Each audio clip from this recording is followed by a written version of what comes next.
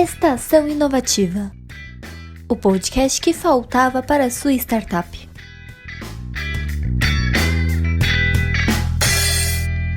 Boa tarde, meu nome é Grace, sou como gestora de relacionamento da Inovativa.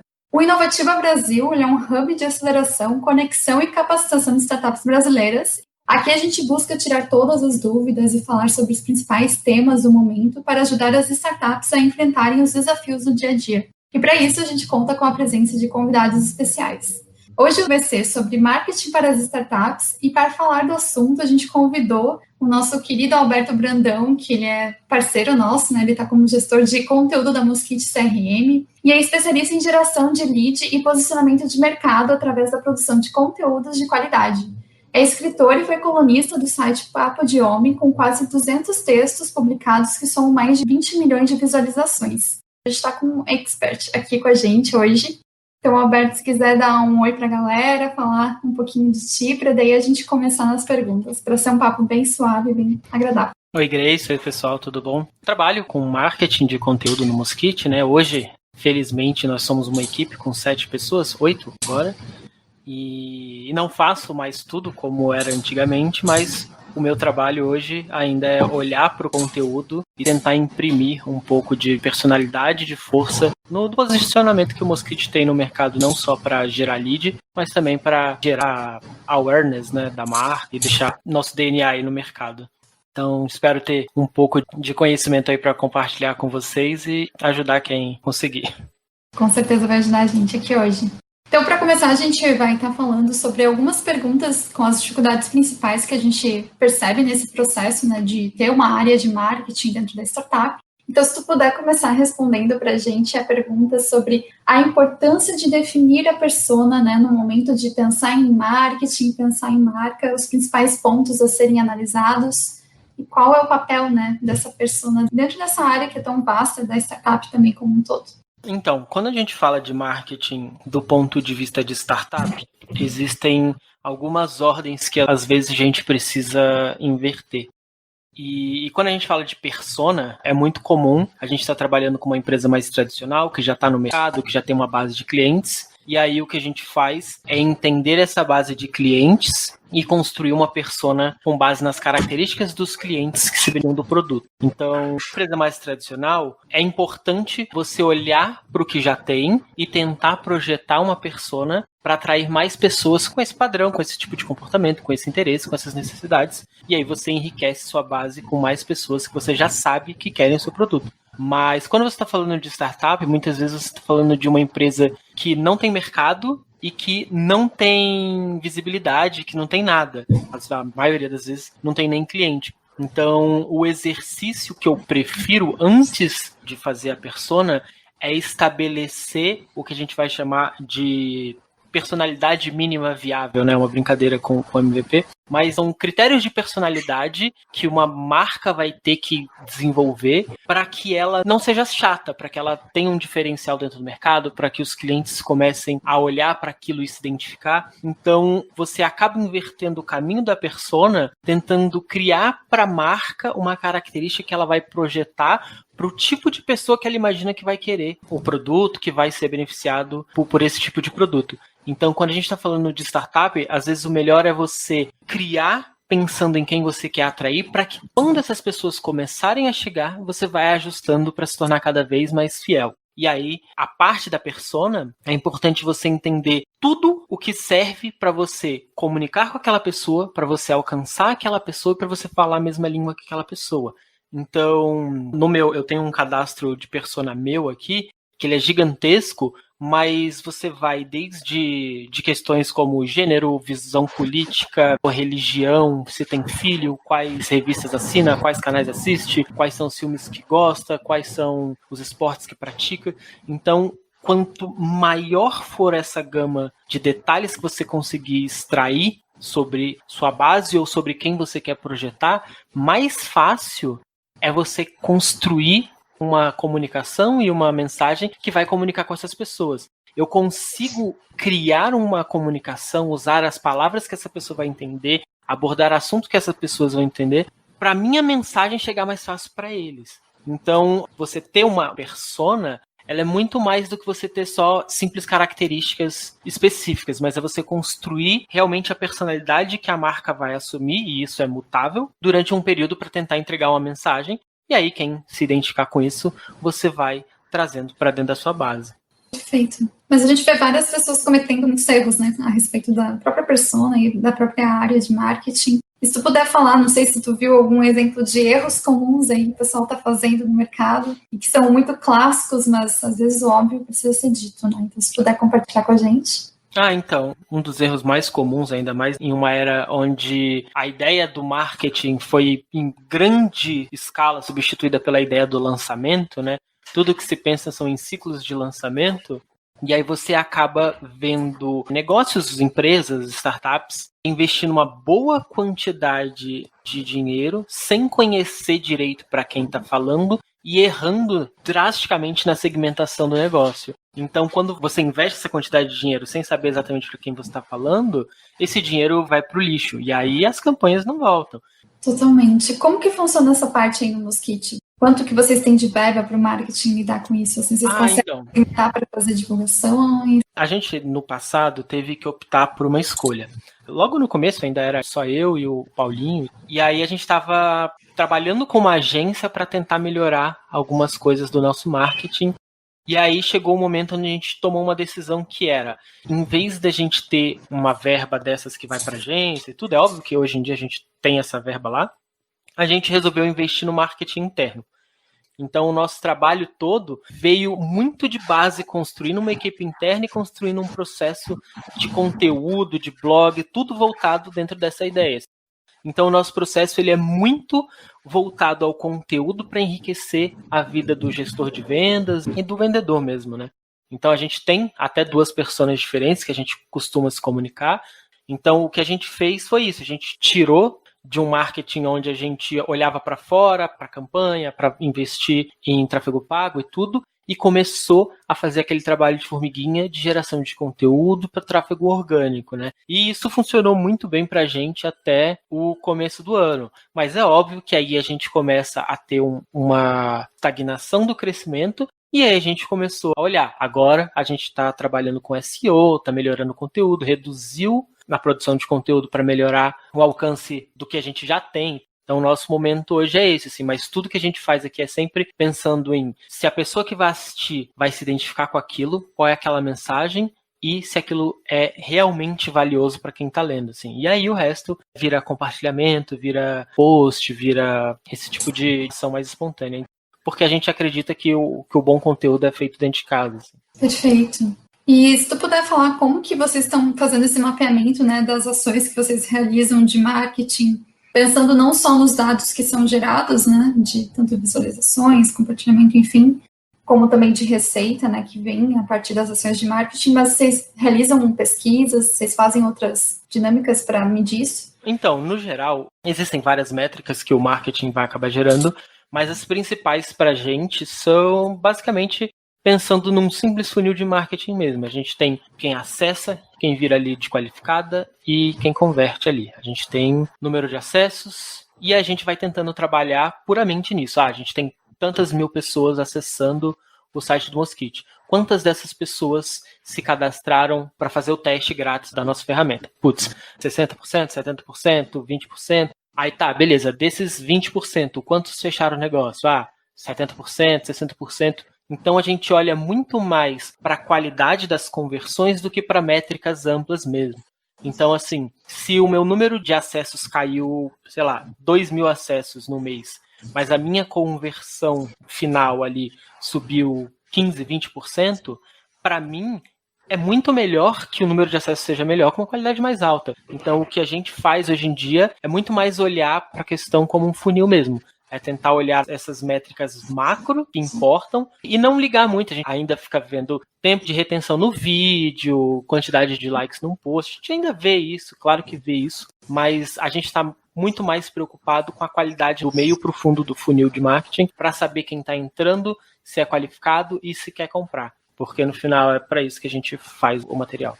Perfeito. Tem muita gente que acaba se iludindo e vai nos dados errados ali, né? E acho que tá bonito ali é o que vai dar resultados, mas é como tu falou. E, pessoal, escutem o Alberto, que ele está dando dicas super valiosas, às vezes óbvias, mas que precisam ser reafirmadas, né? O que eu ia falar sobre essas métricas erradas é assim, é óbvio que like é uma métrica de marketing importante quando você tem um perfil em redes sociais. É óbvio que o número de acesso é uma métrica importante e tudo isso são métricas que são informações que dizem alguma coisa. Mas like não paga conta. Like não paga salário, não paga funcionário. Like não faz isso. Então, por isso a gente prefere olhar a influência desses números na qualidade do que realmente importa, mais do que usar isso como as métricas totais. Porque, assim, é muito bonito você dizer que você tem, sei lá, 2 milhões de seguidores, mas você não consegue converter 1%.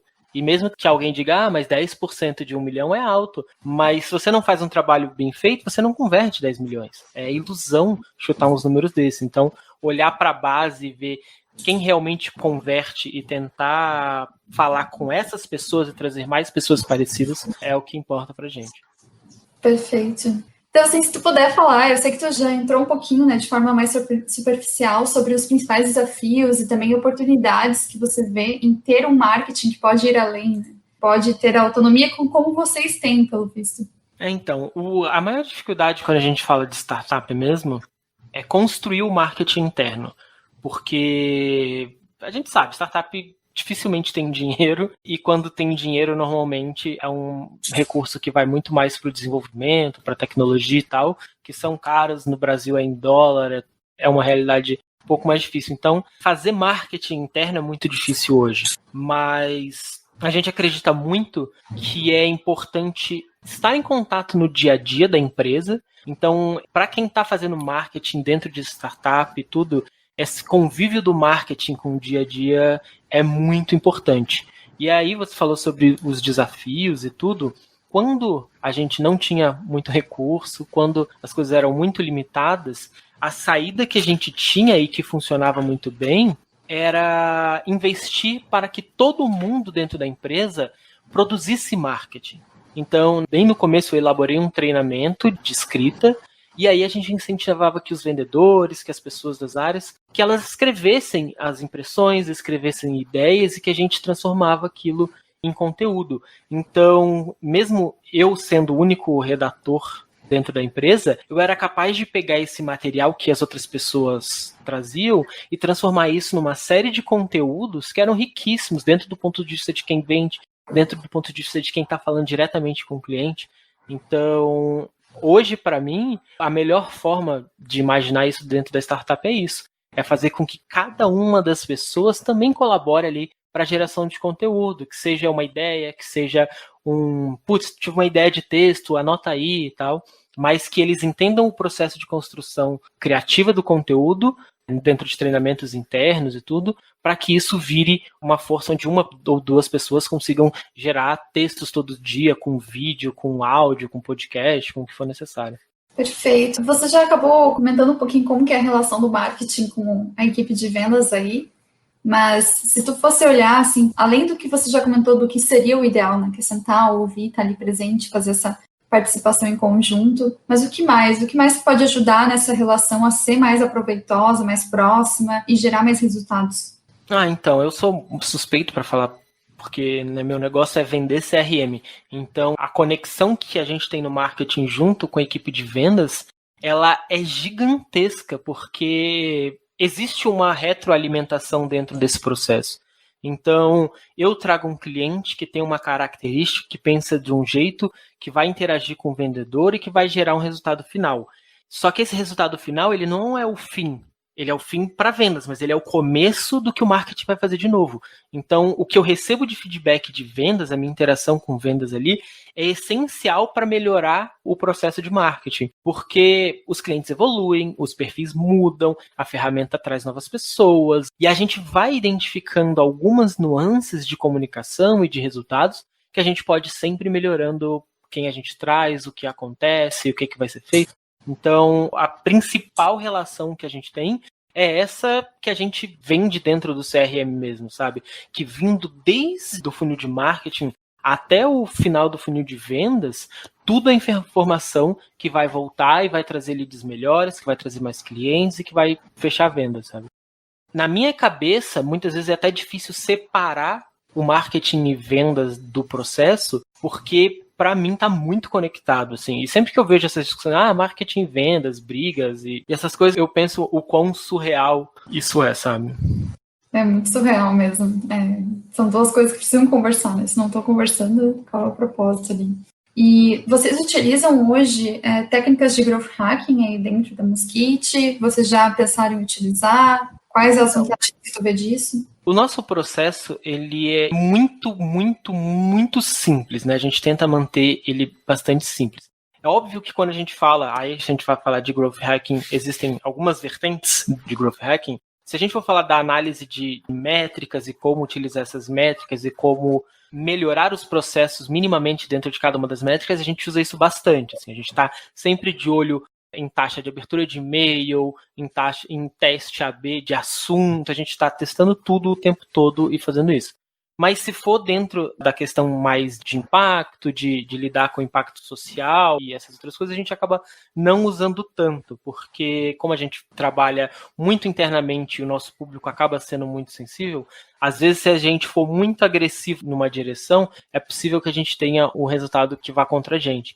Então a gente prefere fazer as coisas um pouco menos gritantes, assim, dentro dessa perspectiva do growth hacking, que gera espanto, que gera choque, que gera polêmica e tal, e olhar mais para a parte do growth hacking mesmo, que é teste AB, métrica, uso muito inteligente dos dados, e aí dentro desse aspecto a gente realmente faz bastante disso. Perfeito. Agora, falando um pouquinho mais de branding, né? Quão importante tu vê que é esse processo? Porque tem muita gente que se atropela, começa a fazer e deixa isso sempre para depois. Como que isso atrapalha, né? Então, para mim é a parte mais importante, assim, porque, ainda mais falando de startup, porque a startup ela tá num cenário onde ninguém conhece ela não tem dinheiro, ninguém gosta dela, e a verdade é que o produto dos concorrentes também funciona. E a maioria delas vem tentando bater nisso, a gente faz isso melhor do que o nosso concorrente é ruim, a gente tem isso e eles não têm. E na verdade não é isso, o cliente sabe que o concorrente funciona também. Mas o cliente ele vai naquela marca que conversa com ele, que faz ele se sentir bem. Então você olha cases, sei lá, Nubank. O usuário do Nubank, você vê às vezes até no Twitter, ele é de uma fidelidade que é de assustar. É uma fidelidade que você não vê no Inter, é uma fidelidade que você não vê no C6, você não vê essa fidelidade nos outros bancos digitais. Mas o usuário do Nubank, ele quer colar o adesivinho do Nubank no computador dele, ele se identifica por alguém que tem um cartão roxo.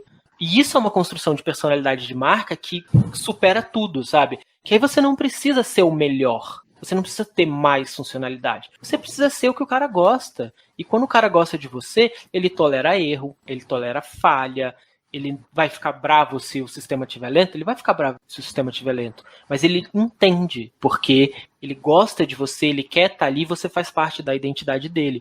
Então, quando você começa todo esse processo olhando não quem eu quero atrair, mas o que eu quero fazer com que aquela pessoa sinta, você está criando uma série de pessoas que te defendem. Que se você for agora no Twitter e falar mal do Nubank, você vai ter 300 RTs e comentários de gente falando, não, mas eu gosto, mas é importante. E você vê isso tipo, em grandes marcas que emplacam hoje em dia, esse é o comportamento. Ninguém acha que que o Red Bull é o energético mais saboroso ou que deixa mais ligado. Mas o Red Bull tem, 27 competições no nome dele, tem atletas, tem campanhas envolvendo esporte, estilo de vida, e aí o cara compra aquela latinha, ele sente que ele é parte daquilo, que ele é descolado, que ele é radical, que ele tem energia, que a energia vai além da cafeína, a energia vai na intenção de consumo já. Então, quando você define lá atrás com quem você quer falar, como você quer que ele se sinta, aí muda tudo.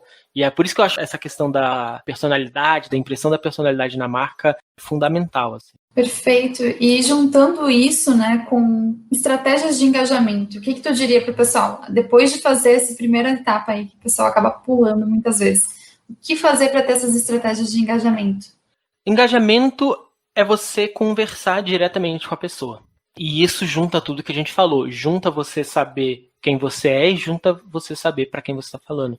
Então, em vez de falar com quem está lendo um texto, com quem está vendo um vídeo, assim, falar de forma ampla, você é vendedor? Eu estou falando com o João Miguel, que tem 26 anos, trabalha numa empresa com 3 outros vendedores e ele quer comprar um carro novo no fim do ano. Ele tem 3 filhos, a esposa dele está grávida.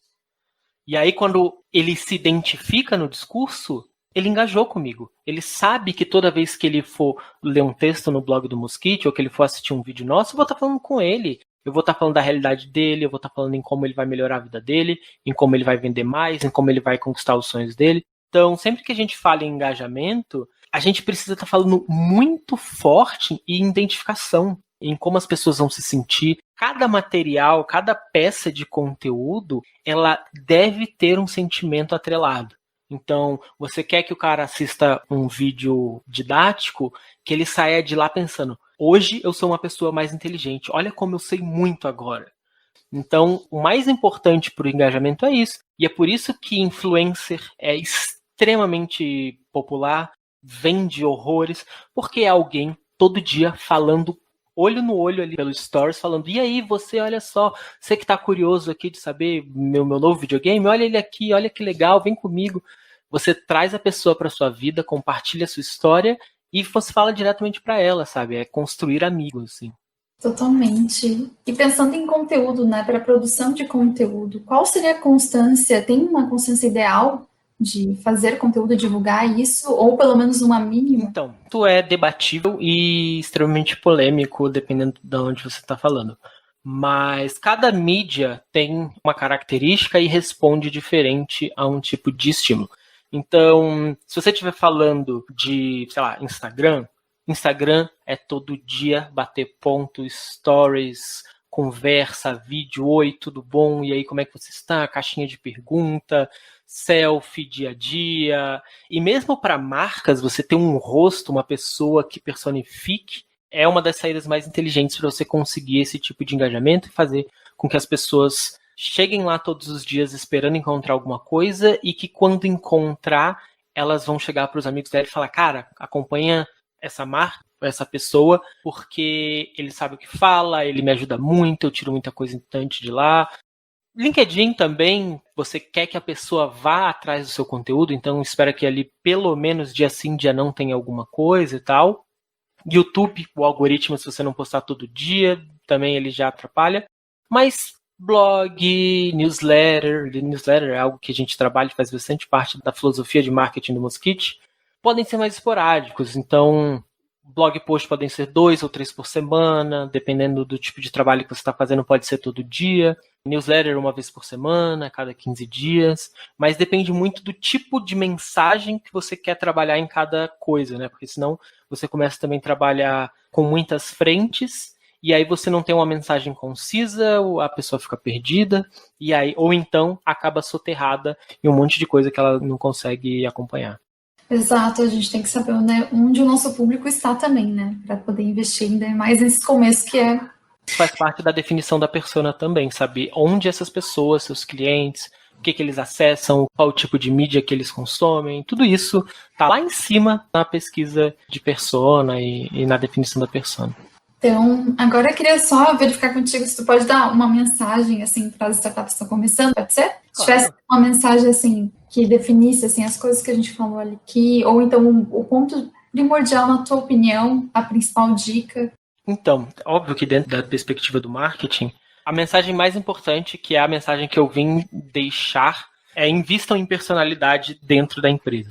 A personalidade, ela vai editar a direção do produto, ela vai editar o que está escrito dentro da página de ajudas de um produto, ela vai editar a forma como o cara interage lá dentro, ela vai editar tudo, desde o que o programador precisa pensar até o que o vendedor vai falar na hora de fechar uma venda ou o que vai estar escrito na página de checkout, se for um self-service automatizado e tal.